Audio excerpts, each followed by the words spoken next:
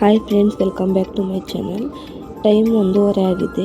ಎಲ್ಲ ಎದ್ದು ರೆಡಿಯಾಗಿ ಪೂಜೆ ಮಾಡಿದ್ದೀನಿ. ಒಂಚೂರು ದೂರ ಹೋಗಬೇಕಾಗಿತ್ತು ದೇವಸ್ಥಾನಕ್ಕೆ. ಅದಕ್ಕೆ ಪೂಜೆ ಮಾಡಿ ಎಲ್ಲರೂ ರೆಡಿಯಾಗಿ ಕಾರಲ್ಲಿ ಹೋಗ್ತಾಯಿದ್ದೀವಿ. ಇದು ದೇವನಹಳ್ಳಿ ಹತ್ರ ಇರೋದು, ಹೆಸರು ನೆನಪಿಲ್ಲ. ಆ ದೇವ್ರಿಗೆ ಹೋಗ್ತಾಯಿದ್ದೀವಿ, ಕಾಟೇರಮ್ಮ ಅಂತ. ಇನ್ಸ್ಟಾಗ್ರಾಮಲ್ಲೆಲ್ಲ ಜಾಸ್ತಿ ಬರ್ತಿತ್ತು.